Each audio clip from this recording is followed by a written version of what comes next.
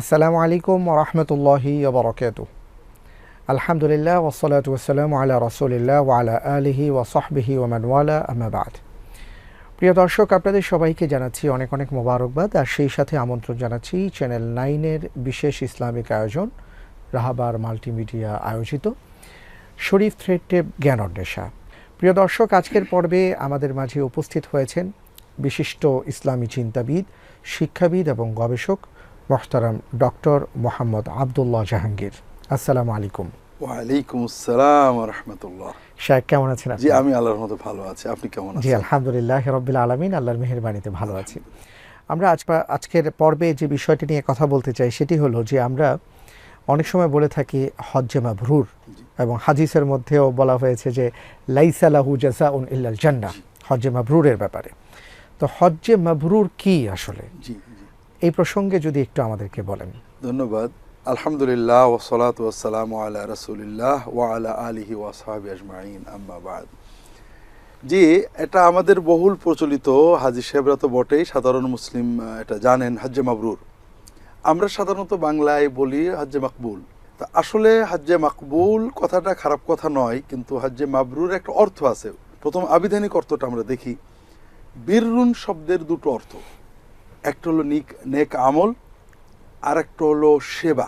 যেমন আমরা বলি বিররুল ওয়ালিদাইন, পিতা মাতার সেবা। জি। আর একটা হলো নেক আমল, রাজুলুন বার বলতে হয় সে পিতা মাতার খেদমত করে, মানুষের সেবা করে, অথবা নেক আমল করে। তো কোরআন এবং সুন্নায় এই দুটো ভাষার ব্যবহার আছে অনেক, আমরা সেদিকে যাব না। তাহলে মাবরুর শব্দের আবিধানিক অর্থ হলো নেক আমলে পরিপূর্ণ অথবা সেবায় পরিপূর্ণ। আর হজ এই দুটো জিনিসই চাই। হজ একটা চাই যে আমার এই পুরো সময়টা নেক আমল, যেটা সুন্নাহ মোতাবেক পরিপূর্ণ করব। আরেকটা হলো হজ, যেটা আমরা বিগত পর্বগুলোতে দেখেছি, হজের একটা বিশেষ বৈশিষ্ট্য যে এটা লক্ষ লক্ষ অজানা অচেনা মানুষকে আমরা একসাথে পাই, যারা অধিকাংশই আমার ইচ্ছার বাইরে, বরং আমার অপছন্দই মনে হয়। কেউ আমাকে অত্যাচার করছে, জ্বালাতন করছে, আটকে দিচ্ছে, সামনে দাঁড়িয়ে আছে। এই মানুষগুলোর কষ্ট সহ্য করে তাদের সেবা করা, এটা হলো হজ। আর আল্লাহ রাসূল সাল্লাল্লাহু আলাইহি ওয়াসাল্লাম এটার ব্যাখ্যা দিয়েছেন। আচ্ছা আচ্ছা। জাবের ইবনে আব্দুল্লাহ রাদিয়াল্লাহু তাআলা আনহু বলছেন, রাসূল সাল্লাল্লাহু আলাইহি ওয়াসাল্লাম বললেন হজ্জে মাবরুরের ফজিলত সম্পর্কে, হজ্জুল মাবরুর লাইসা লাহু জাযাউন ইল্লাল জান্নাহ, হজ্জে মাবরুরের একমাত্র পুরস্কার হলো জান্নাহ। তখন সাহাবায়ে কেরাম ক্বালু ইয়া রাসূলুল্লাহ মা বিররুহু, হজ্জে মাবরুরের বীরটা কি? রাসূলুল্লাহ দুটো কথা বললেন, এটা আমুত তাআম ওয়া তিবুল কালাম। এটার ভিতরে সবই আসে। একটা হলো মানুষকে খাওয়াবে, অর্থাৎ তোমার আশেপাশে যত, তুমি ওখানে উপভোগ করতে যাওনি, সেবা করতে গিয়েছো। সুবহানাল্লাহ। কাজে মানুষের সেবায় তুমি এগিয়ে যাবে। খাওয়ানো বলতে মানুষের সকল প্রকারের সেবা। আমরা হজে আমাদের আশেপাশে স্বার্থপরতা আমাদেরকে আরাফাতেও নষ্ট করে। বাথরুমে যাবেন, স্বার্থপরতা, তাঁবুতে থাকবেন, স্বার্থপরতা। আমরা আমাদের স্বার্থ দেখতে ওখানে অন্যের ক্ষতি করতে অনেক সময় সংকুচিত হইনে। আর হজ বলছে যে না, তুমি তোমার স্বার্থকে বিসর্জন দিয়ে অন্যের সেবা করো, এটার নাম হলো হজ্জে মাবরুর। সেই সেবাটা বিভিন্ন রকমের। একটা হলো মানুষকে খাওয়ানো, বাথরুমে যাবে তাকে আগিয়ে দেওয়া, আপনার অসুবিধাতে চলে যান, আপনি তাঁবুতে বসতে পারছেন না, তাকে ভালো জায়গাটা দেওয়া, মিনা, মুজদালিফা, আরাফা, তাওয়াফ, অন্যকে প্রাধান্য দেয়া, অন্যের জন্য নিজের সাহায্যের হাতকে আগিয়ে দেওয়া। আরেকটা হলো তিবুল কালাম, ভালো কথা বলো। ভালো কথাটাও একই পর্যায়ের, অর্থাৎ এটা আমার জন্য নয়, অন্য মানুষের জন্য। আমি আল্লাহর সাথে অনেক ভালো কথা বললাম, তাওয়াফ করলাম, দোয়া করলাম, এরপরে মানুষের সাথে যে কর্কশ আচরণ করলাম, এটা তাহলে হজ মাবরুর হলো না। আমরা এটাকে হজ মাবরুর বলতে পারি না, কারণ রাসূলুল্লাহ সাল্লাল্লাহু আলাইহি ওয়াসাল্লাম নিজেই বলছেন আল বিররুহু ইতআমুত তাআম ওয়া তিবুল কালাম। আমরা হাজী সাহেবদের যারা হজে গিয়েছেন তারা জানেন যে তিবুল কালামটাই হজে সবচেয়ে কম।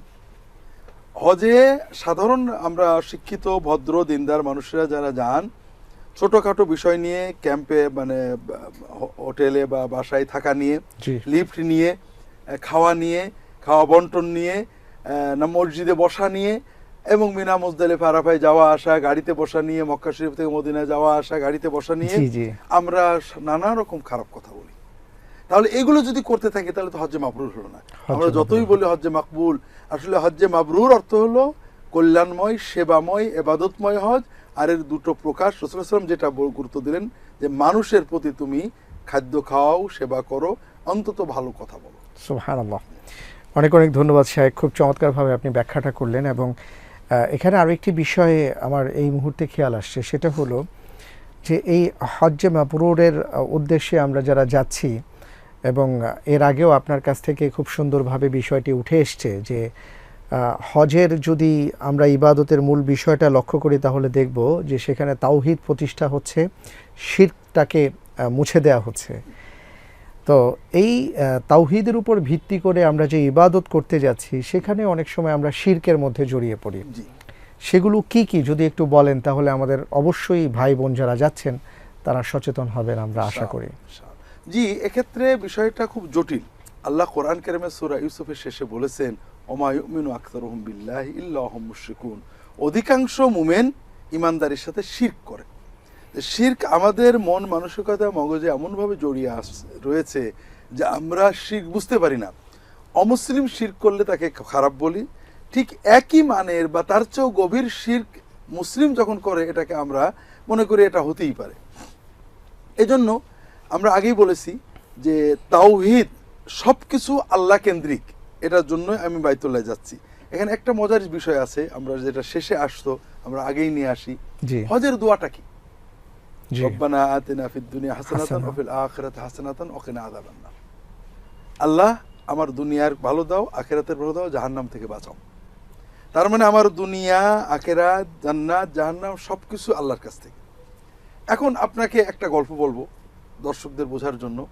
এটা আমার একবার হজের সময়ে এক পাকিস্তানি মুলতাজাম বাইতুল্লাহর দরজার নিচেই দাঁড়িয়ে খুব কানাকাটা করছে। পিছনে আরো কয়েকজন পাকিস্তানি তিনি নেমে আসলে যাবেন বলে দাঁড়িয়ে আছেন।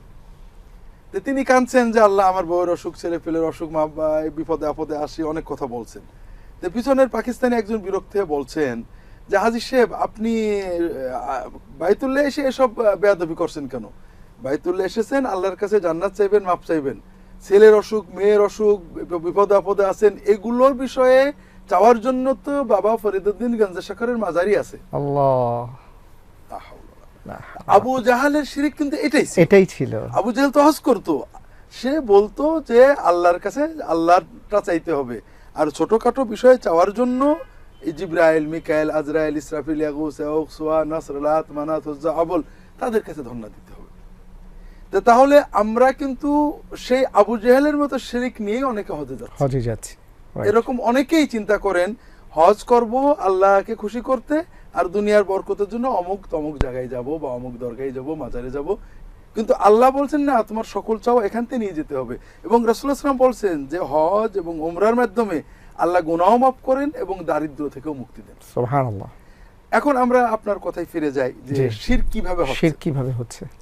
শিরক কি এটা আমরা অবশ্যই বুঝি না। আমরা মনে করি শিরক বোধহয় আবু জাহেল আল্লাহ মানতো না, আল্লাহর একত্ব মানতো না, আল্লাহর ইবাদত করতো না, এমন তো কিছু নাই। শিরক মানে এই নয় যে দুইজন আল্লাহ বিশ্বাস করা। আবু জাহেল এক আল্লাহ, আল্লাহর একত্ব এবং আল্লাহর ইবাদতে বিশ্বাস করত। শিরক হলো আল্লাহর রুবুবিয়ত, ক্ষমতা, অথবা আল্লাহর উলুহিয়াত, ইবাদতে অন্য কারোর অধিকার আছে বলে মনে করা। তা আমরা হাজিরা কিভাবে শিরক করেন?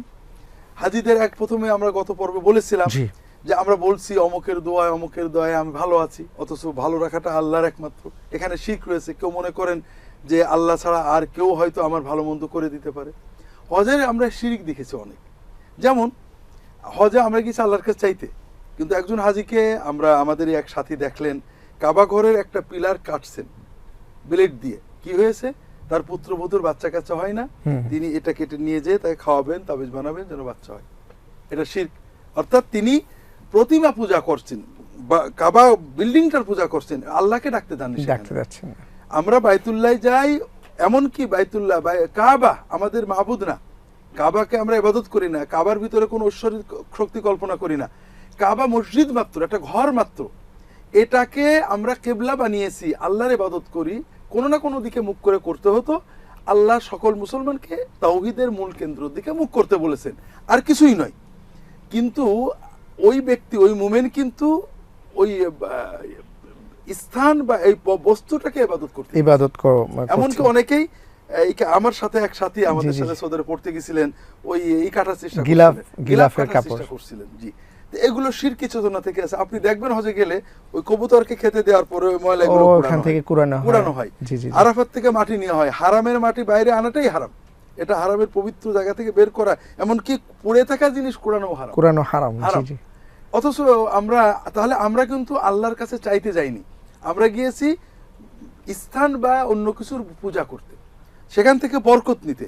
আর কোন স্থান থেকে রাসূলুল্লাহ সাল্লাল্লাহু আলাইহি ওয়াসাল্লাম সুন্নতের বাইরে বরকত কামনা করা শিরকের মূল। এটা তিরমিজি এবং অন্যান্য গ্রন্থে হাদিসে এসেছে। ঈমানদারগণ সাহাবীদের সাথে হুনাইনের যুদ্ধে যাচ্ছেন, দেখেন একটা গাছ, আরবের কাফেররা সেই গাছে সুতো বেঁধে রাখতো, তরবারি ঝুলিয়ে রাখতো বরকতের জন্য। তারা বললেন, ইয়া রাসূলুল্লাহ ইজআল লানা যাতা আনওয়াতিন কামা লাহুম যাতু আনওয়াত, ইয়া রাসূলুল্লাহ আমাদের একটা গাছ ঠিক করে দেন, সেখান থেকে আমরা সুতো বেঁধে আল্লাহর বরকতটা পাবো। রাসূলুল্লাহ বললেন যে হাদা কামা কালা বনু ইসরাঈল ইজআল লানা ইলাহান কামা লাহুম আলিহা, এটা স্পষ্ট শিরক। তো এই জন্য কোন দ্রব্য বস্তু থেকে আল্লাহর রহমত বরকত পেতে কোন দ্রব্য বস্তু মধ্যস্থ হতে পারে, এই চিন্তা তো শিরক। যেমন মায়ের মমতা পেতে খালা, ফুফু, দাদি, অন্য কেউ মধ্যস্থ হতে পারে, এটা মায়ের মাতৃত্বে শিরক হয়, কোনো মা এটা গ্রহণ করে না। কারণ মায়ের চেয়ে সন্তানের আপন কেউ হতে পারে না। মায়ের মমতা পেতে সন্তানকে আর কারোর কাছে যেতে হয় না। আল্লাহর রহমত বরকত পেতে বাইতুল্লাহতে দোয়া করব, জমজমের পানিকে রাসূলুল্লাহ শিখিয়েছেন, কিন্তু দ্রব্য পূজা করব, দ্রব্য থেকে বরকতের চেষ্টা করব, এগুলো সব। সময় হয়েছে একটা বিরতিতে যাবার, এই জন্য আমি একটা বিরতি নিয়ে নিই, পরে কথা বলবো ইনশাআল্লাহ। প্রিয় দর্শক, আপনারা দেখছেন শরীফ থ্রেড টেপ জ্ঞান অন্বেষা। সময় হয়েছে বিরতিতে যাবার, একটু পরে ফিরে আসছি, মেহেরবানি করে আমাদের অপেক্ষায় থাকুন।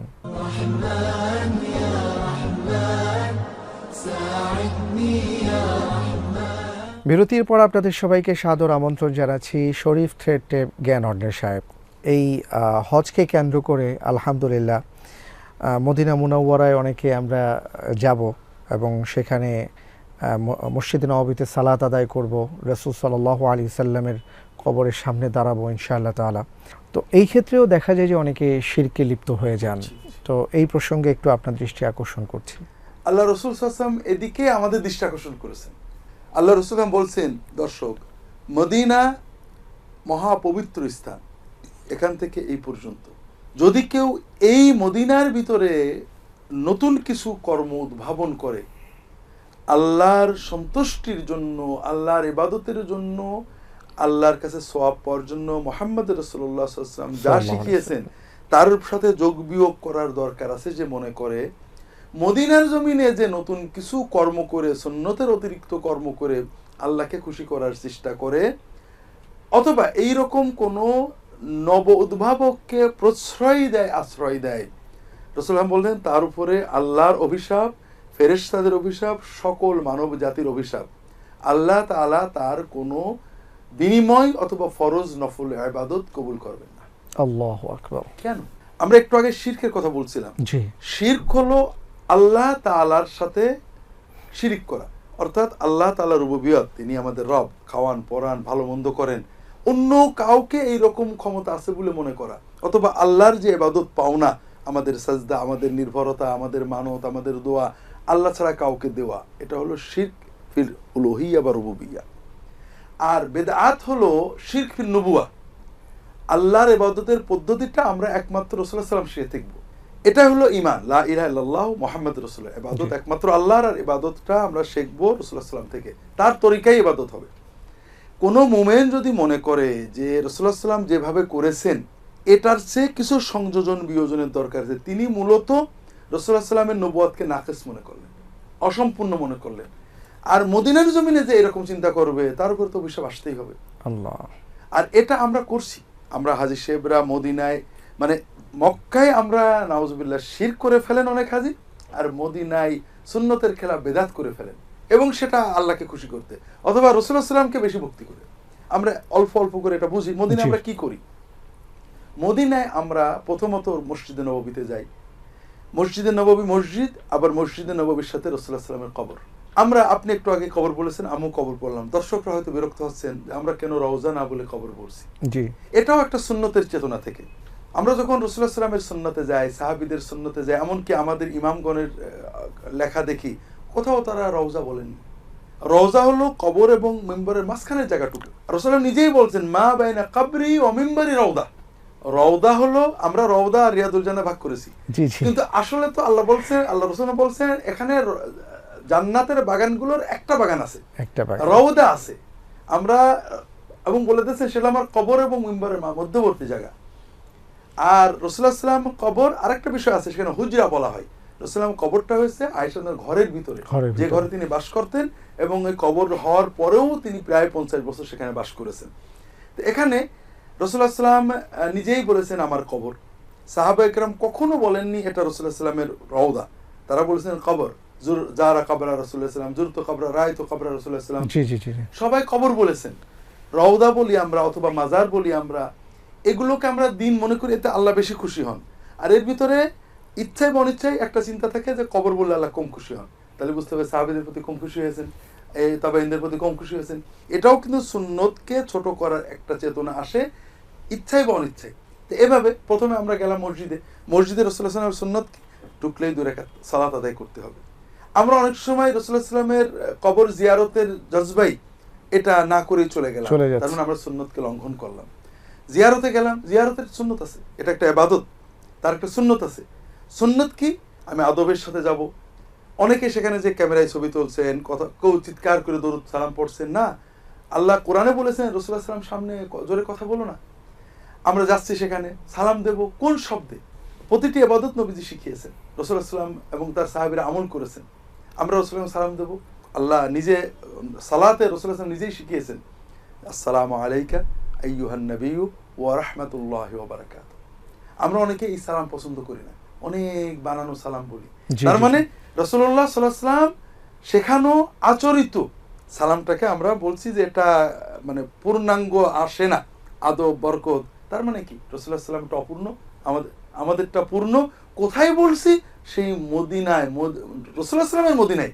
তাহলে এর চেয়ে বড় অন্যায় কি হতে পারে? এবং যেখানে একটু আগে আপনি হাদিসটা উল্লেখ করেছেন যে এই মদিনাতে যে নতুন কিছু উদ্ভাব আমরা নতুন করছি, তো রাসূলুল্লাহ সাল্লাল্লাহু আলাইহি ওয়াসাল্লাম এই সালাম শিখিয়েছেন। সাহাবীরা কখনো কখনো আসসালামু আলাইকা ইয়া রাসূলুল্লাহ এরকম বলেছেন জিয়ারতের সময়। এর বাইরে আমরা যা বলি এগুলো আমাদের উদ্ভাবিত, নতুন, এবং আমরা মনে করছি এতে রাসূলুল্লাহ সাল্লাল্লাহু আলাইহি ওয়াসাল্লাম সাহাবীদের চেয়ে আমাদের সওয়াব বেশি আছে। আর এটা রাসূলুল্লাহ সাল্লাল্লাহু আলাইহি ওয়াসাল্লাম সুন্নতকে অবজ্ঞা করা, মদিনার জমিনে সুন্নতকে অবজ্ঞা করা, লানত তো হবেই। এরপরে রাসূলুল্লাহ সাল্লাল্লাহু আলাইহি ওয়াসাল্লামকে সালাম দেওয়ার পরে, সাহেবাইনকে আবু বকর ওমর রাদিয়াল্লাহু তাআলা আনহুকে সালাম দেওয়ার পরে এমন সাহাবীদের থেকে নেই তার রাসূলুল্লাহর কাছে কিছু চেয়েছেন। চাওয়ার জন্য তো মালিক আছেন। রাসূলুল্লাহ সাল্লাল্লাহু আলাইহি ওয়াসাল্লাম আমাদের কাছে যেটা চেয়েছেন দরুদ এবং সালাম, এটা দিয়ে দিছি। সাহাবীরা কোনো সাহাবী কোনো সহিহ রিওয়ায়াতে সালামের পর রাসূলুল্লাহ ইয়া রাসূলুল্লাহ আমাদের জন্য দোয়া করেন, দর্শকদের দৃষ্টি আকর্ষণ করছি। রাসূলুল্লাহ সাল্লামের প্রিয়তম সাহাবী আবু বকর রাদিয়াল্লাহু তাআলা আনহু, তার সময়ে মুরতাদ হয়ে গেছে মানুষ, যাকাত অস্বীকার করে, প্রচন্ড যুদ্ধ হচ্ছে, ইসলাম চলে যায়। আবু বকর কখনো সাহাবীদেরকে নিয়ে রাসূলুল্লাহ সাল্লাল্লাহু আলাইহি ওয়াসাল্লামের কাছে দোয়া চান, ইয়া রাসূল আমাদের জন্য দোয়া করেন, কখনো করেননি, কোনো সাহাবী কখনো করেননি। তো কাজেই আমরা রাসূলুল্লাহ সাল্লাল্লাহু আলাইহি ওয়াসাল্লামের কাছে কিছু চাওয়ার প্রবণতা, এটা সুন্নতের ভয়ঙ্কর খেলাফ একটা বেদাত কর্ম। এটা মানে কতটুকু বেদাত, শিরকে গেল কতটুকু, এটা পরের কথা, কিন্তু আমরা রাসূলুল্লাহ সাল্লাল্লাহু আলাইহি ওয়াসাল্লাম এবং সাহাবীদের সুন্নতকে ছোট করে দিয়েছি। এরপরে আমরা বাকি গোরস্থানে জিয়ারত করতে যাব, কিভাবে? রাসূলুল্লাহ যেভাবে করতেন সেইভাবে যাতেন, সেখানে যে সালাম দিতেন, চলে আসতেন। আমরা নানাবিধ মাটি নেওয়ার, আমার নিজের চোখে দেখা মাটি নেওয়ার চেষ্টা করছি, মাটি নিয়ে আসছেন বিভিন্ন রকম, এগুলো মানে সুন্নতের অবজ্ঞা। এরপরে আমরা মদিনায় ইবাদত আছে মাত্র মসজিদে নববী, কবর শরীফ জিয়ারত, বাকি গোরস্থান জিয়ারত। আমরা বাকি বলছি, হয়তো দর্শক মনে করছেন জান্নাতুল বাকি কেন বলছেন না? কারণ সুন্নতে জান্নাতুল বাকি বলা হয়নি। রাসূলুল্লাহ সাল্লাল্লাহু আলাইহি ওয়াসাল্লাম কখনো জান্নাতুল বাকি বলেননি, সাহাবীরা বলেননি, ইমামরা বলেননি, আমরা বানিয়ে নিয়েছি। তা সুন্নতটাই উত্তম। এরপরে ওহদ জিয়ারত, ওহদের শুহাদাদের সালাম দেওয়া, এরপরে কোবা মসজিদে যে সালাত আদায় করা। আর বাকি যে জায়গা আছে সেখানে যাওয়ার কোনো, দেখতে যেতে পারে কেউ, এটা দেখা, এখানে যাওয়ার ভিতরে কোনো বরকত, সেখান থেকে মাটি নেওয়া, এগুলো সবই সুন্নতের খেলাফ। এরকম ভাবে অনেক খেলাফে সুন্নত কাজ আমরা মদিনায় করি, ভক্তির কারণেই করি, কিন্তু এগুলো যে আমাদের জীবনে লানত বয়ে আনছে এটা আমরা বুঝতে পারছি না। আল্লাহ তাআলা আমাদের সবাইকে হেফাজত করুন, আমিন। এই প্রত্যাশায় আপনাদের সবাইকে ধন্যবাদ জানিয়ে আজকের পর্ব থেকে বিদায় নিচ্ছি। আগামী পর্ব দেখার আমন্ত্রণ রইল। আল্লাহ হাফেজ। আসসালামু আলাইকুম ওয়া রাহমাতুল্লাহি ওয়া বারাকাতুহু।